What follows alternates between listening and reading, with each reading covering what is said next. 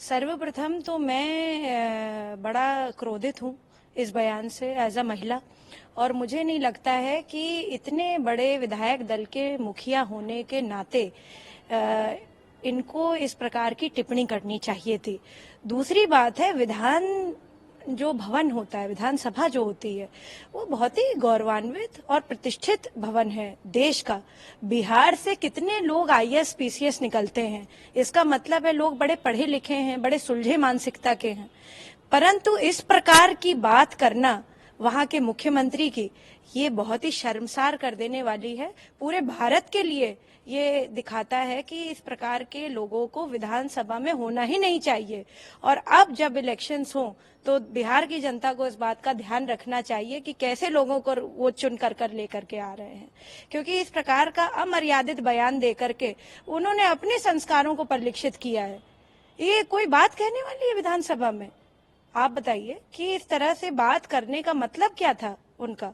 और उनको माफी भी मांगनी चाहिए, और मुझे तो लगता है कि उनको जो है इस्तीफा दे देना चाहिए इस बात पे। मैम, इतने बार के मुख्यमंत्री बयान आने के बाद अब नीतीश कुमार कह रहे हैं कि मैं अपने शब्द वापस लेना चाहता हूं, मैं माफी मांग रहा हूं। देखिए, एक बार शब्दों का जो बाण होता है ना, वो अगर एक बार निकल गया तो उसको जो है आप वापस कितना भी ले लें, आपकी मानसिकता सबके सामने उजागर हो गई है। और भारत के जो लोग हैं वो बहुत ही सूझबूझ रखने वाले हैं। स्पेशली जैसे मैंने पहले कहा, बिहार के लोग, बहुत सारे ऐसे लोग हैं जो पढ़ने लिखने में बहुत आगे हैं। विपरीतार्थ परिस्थितियों में उन्होंने इतना बड़ा सर्वश्रेष्ठ एग्जाम, भारत का आईएएस का एग्जाम जो है पार किया है, और लोगों ने बहुत ही कम रिसोर्सेज में इस एग्जाम को पार किया। इसका मतलब है कि बिहारी जो माइंड है वो बहुत ही ट्रेंड और बहुत ही अच्छे हैं। कितने सारे साइंटिस्ट हैं बिहार से जो अभी भी जो है यहाँ के भी शोध में जो है अपना रिसर्च कर रहे हैं, और बाहर भी नासा में भी हैं, कार्यरत हैं। तो मैं समझती हूँ कि इस तरीके का बयान देना वहां के मुख्यमंत्री का, ये बहुत ही शर्मनाक है। और इस पे कितनी भी वो माफी मांग लें, जो है बिहार की जनता को ये याद रखना चाहिए, महिलाओं के खास तौर से ये याद रखना चाहिए कि किस प्रकार की घटिया मानसिकता को उन्होंने विधानसभा जैसे पवित्र जगह पे और ऐसे स्थल पे जहां पर लोग चुन करके लाखों के वोट से जीत करके जाते हैं, और लोगों का एक तरह से विश्वास है, संविधान भारत का है, वहां से संविधान के लिए काम करा जाता है, वहां पे लोगों की भलाई के लिए काम किया जाता है, वहां पे इस तरीके का बयान देंगे आप? ऐसे लोगों को जो है निकाल बाहर फेंकना चाहिए। मैम, क्या लगता है इंडिया गठबंधन में जो तमाम पार्टियां हैं उनका आप गठबंधन, इंटरस्टेट कितने जो है चुनाव हो रहे हैं, क्या दिख रहा है आपको? ये सिर्फ जो है ढकोसलेबाजी है, ये लोगों को बेवकूफ बनाने का तरीका है। और कोई इंडिया फिंडिया का कोई जो ये गठबंधन I.in.D.I.A, ये सिर्फ जो है सिर्फ बोलने के लिए था। भारत अजर है, भारत अमर है। भारत का जो एक जो है विशेष, मैं कहूंगी, जो आत्मा है, उस सबके दिलों में एक ही उससे है कि हमारा भारत आगे रहे। और भारतीय जनता पार्टी लगातार इस मिशन पर काम कर रही है कि हम सबका साथ, सबका विकास, आदरणीय प्रधानमंत्री जी, आदरणीय नरेंद्र मोदी जी के विजन में काम करें।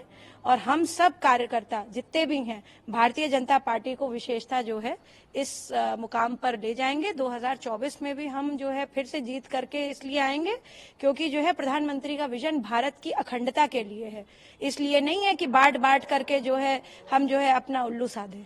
जी, क्या लगता है गठबंधन में जो पार्टियां हैं वो इतने बड़े बयान को महिलाओं के प्रति इसका विरोध क्यों नहीं कर रही हैं? क्या ये उनकी मानसिकता पर लिखित करता है ना, उनकी कथनी करनी में फर्क है। उनको कभी लगा ही नहीं कि महिलाओं को आगे आने देना चाहिए।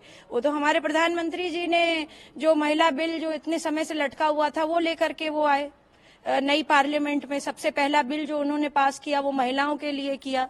इतना बड़ा संशोधन हुआ पूरे कॉन्स्टिट्यूशन में। तो 33% का जो आरक्षण है वो हर जगह लागू करने की बात कही है उन्होंने। अब वो एक अलग विषय है कि उसमें जो है कुछ क्लॉजेज हैं जिनको ध्यान में रखना पड़ेगा, पर जो है वो बिल तो पास हो गया ना प्रधानमंत्री जी की वजह से, नरेंद्र मोदी जी की वजह से। तो ये भारतीय जनता पार्टी कभी कथनी करने में फर्क नहीं करती है। और ये जितने विपक्षी हैं इनके पास कोई एजेंडा नहीं बचा, इनके पास कोई जो है मापदंड नहीं बचा, तो इसलिए अब वो अपनी बात कर रहे हैं। कभी महिलाओं के बारे में उन्होंने सोचा नहीं, जबकि जो है कितनी सारी महिलाएं जो है मुझे लगता है कि और भी पार्टीज में हैं, उन्होंने कभी नहीं सोचा। बट वो उसी तरह से हैं कि भाई पारिवारिक दृष्टिकोण से हैं। भारतीय जनता पार्टी में परिवारवाद नहीं है बिल्कुल भी। वो अपने मेरिट पे लोग आ रहे हैं, अपने मेरिट पे लोग कर रहे हैं। और प्रधानमंत्री जी का जो विजन है वो बहुत क्लियर है। भारत की अखंडता कैसे रहे, भारत की महिलाएं, भारत के पुरुष, भारत के बच्चे, भारत के युवा किस तरह से आगे बढ़े, उस पर उनका एजेंडा है। इसलिए नहीं है कि कोई परिवार आगे बढ़ जाए। जी।